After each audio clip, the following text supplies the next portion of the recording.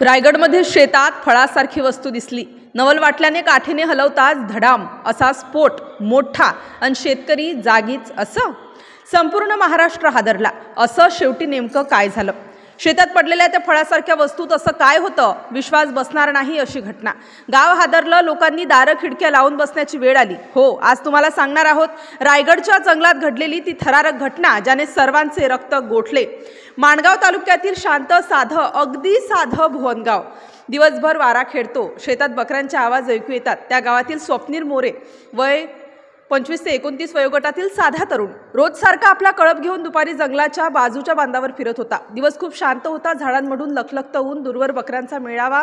कोणती अस्वस्थता नाही, पण त्या शांततेला फाडून गेलेली एक गोष्ट, एक गोल पिवळसर थोडं काळपट फळासारखी दिसणारी विचित्र वस्तू। स्वप्नीलला ते बघून पहिल्यांदा वाटलं कुणीतरी जादूटोणीसाठी लिंबू ठेवलं असावं किंवा जंगलात पडलेलं एखादं फळ। तो वाकून बघणार इतक्या त्याला एक विचित्र बारीक खरखर आवाज ऐकू आला। जमीन शांत, हवा शांत, पण त्या गोल वस्तूकडून काहीतरी सूक्ष्म आवाज येत होता। स्वप्नील थोडा घाबरला। काय असेल बरं? साप, भानामतीचं काही, की कोणी खोडसाळपणा केला असेल?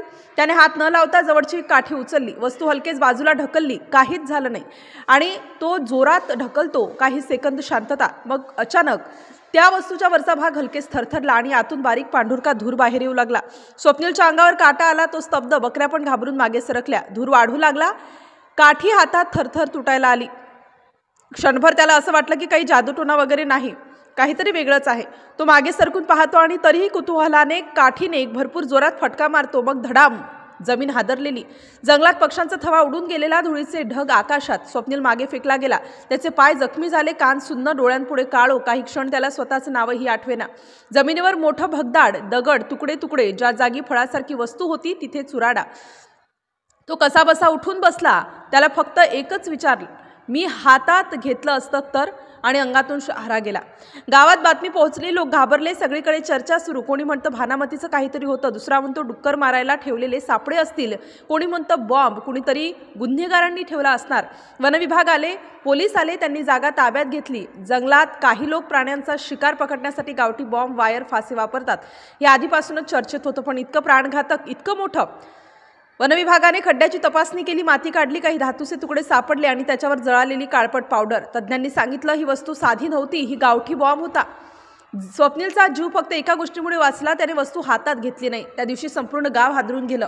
लोकांनी मुलांना एकटं शेतात जाऊ न देण्याचा निर्णय घेतला। सगळ्या चर्चा एकच प्रश्नावर थबकल्या, अशा फळासारख्या बॉम्बसारख्या वस्तू जंगलात कोण ठेवतंय? कुणाचा हेतू? शिकार की काही अजून गंभीर? वनविभागाने पोलिसांना नोटीस दिली, चौकशी सुरू झाली। सापळे तयार करणाऱ्यांचा शोध घेण्यासाठी टोळ्या जंगलात फिरू लागल्या।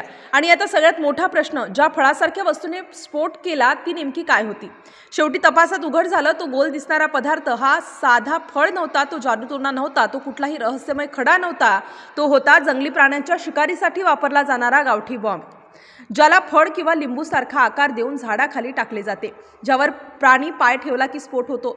त्या दिवशी फक्त धूर होऊन नंतर फुटला आणि स्वप्नीलने योग्य वेळी हात न लावता काठी वापरली म्हणून तो वाचला। गाव आजही त्या घटनेबद्दल बोलतं। लोक म्हणतात जंगलात जे दिसतं ते खरं असतंच असं नाही, कधी कधी फळ दिसणारी वस्तू ही मृत्यू घेऊन येते।